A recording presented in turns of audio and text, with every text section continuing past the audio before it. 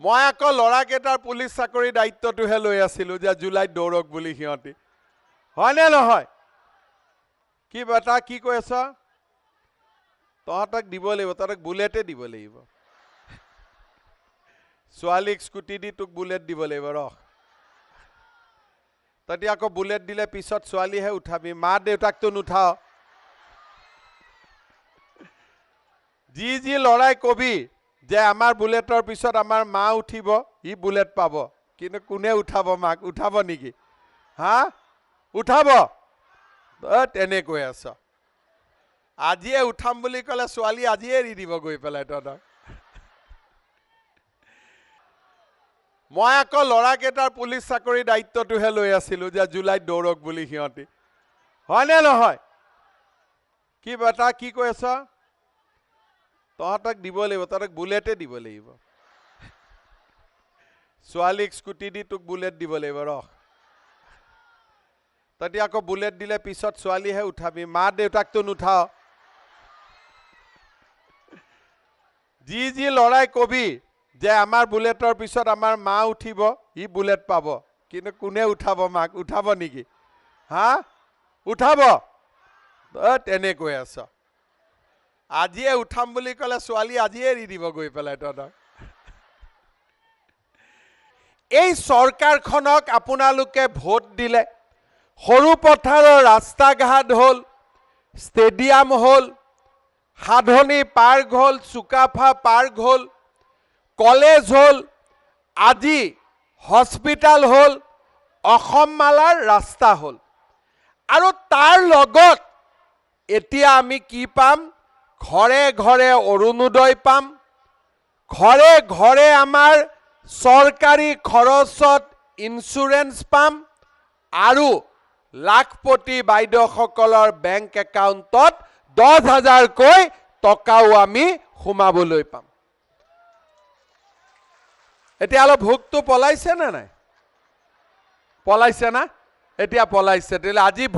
আজি ভাত নোখোৱাকৈ আহাৰ পিছত লাভ হৈছে নে নাই অলপ চলপ এতিয়া মই আৰু এটা কথা ক'ব খুজিছো এইখিনিতো মই মুখ্যমন্ত্ৰী হিচাপে ক'লো এতিয়া মই মামা হিচাপে নতুন কথা এটা ক'ম এতিয়া মেট্ৰিকৰ ৰিজাল্ট দিব কোন তাৰিখে দিব 19 20 21 তাৰিখ মানে মেট্ৰিকৰ ৰিজাল্ট দিব ঠিক আছে অংকৰ প্ৰশ্নখন টান আহা বুলি কৈছিল তথাপিতো পাছ কৰিব কোনো চিন্তা কৰিবলগীয়া নাই এতিয়া আপোনালোকে চাওক যিমান ছোৱালীয়ে মেট্ৰিক পাছ কৰিব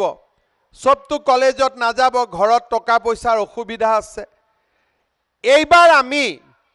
বিনামূলীয়া নামভৰ্তিও কৰি দিম আৰু কলেজত যোৱা ছোৱালীজনীৰ বেংক একাউণ্টতো মামাই 10,000 টকা সোমাই দিব আৰু যিজনী ছোৱালী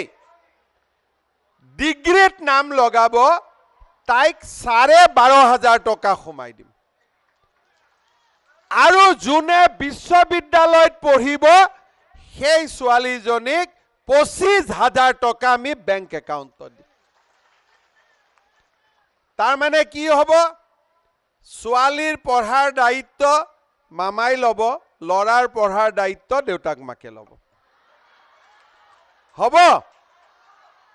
নে লৰাটোৰ ময়ে ল'ব লাগিব মই আকৌ ল'ৰাকেইটাৰ পুলিচ চাকৰি দায়িত্বটোহে লৈ আছিলোঁ যে জুলাইত দৌৰক বুলি সিহঁতি হয়নে নহয় কি বেটা কি কৈ আছ তহঁতক দিব লাগিব তহঁতক বুলেটে দিব লাগিব ছোৱালীক স্কুটি দি তোক বুলেট দিব লাগিব ৰহ তহঁতি আকৌ বুলেট দিলে পিছত ছোৱালীহে উঠাবি মা দেউতাকতো নুঠাও যি লৰাই কবি যে আমাৰ বুলেটৰ পিছত আমাৰ মা উঠিব ই বুলেট পাব কিন্তু কোনে উঠাব মাক উঠাব নেকি হা উঠাব তেনেকৈ আছ আজিয়ে উঠাম বুলি ক'লে ছোৱালী আজিয়ে এৰি দিব গৈ পেলাই তহঁতক এতিয়া এইবাৰ আমি এই আঁচনিটোৰ নাম দিছো নিযুত মইনা তাৰ মানে 1 নিযুত মানে 10 লাখ 10 লাখ ছোৱালীক পঢ়াৰ খৰচ এইবাৰ চৰকাৰে দিব 10 লাখ ছোৱালী পঢ়াৰ খৰচ চৰকাৰে দিব। আপোনালোকে চিন্তা কৰক, আগতে কিমান চৰকাৰ আহি গ'ল।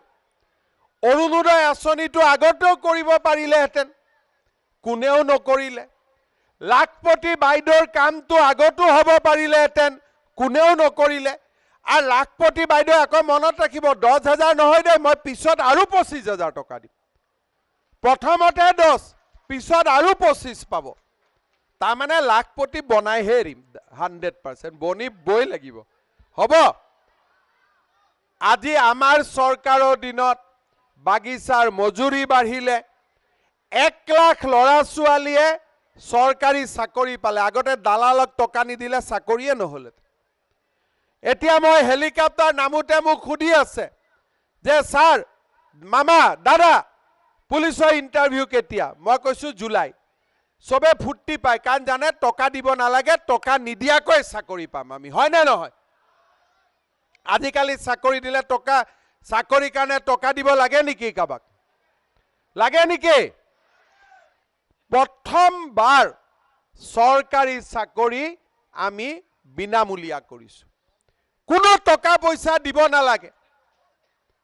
আজি ৰেচন কাৰ্ড ঘৰে ঘৰে বিচাৰি বিচাৰি আমি ৰেচন কাৰ্ড দিছোঁ, সেইকাৰণে চবে হাত উঠাইছে। আজি এনেকে অৰুণোদয়ো হ'ব, এনেকে ইঞ্চুৰেঞ্চো পাম, আৰু এনেকে ছোৱালীয়ে পঢ়াৰ খৰচো পাব, লাখপতি বাইদেউৰ একাউণ্টতো পইচা জমা হ'ব। এইটো মোদীৰ গেৰেণ্টি, আৰু এই কথাটোকে মই আপোনালোকক ক'ব খুজিছোঁ।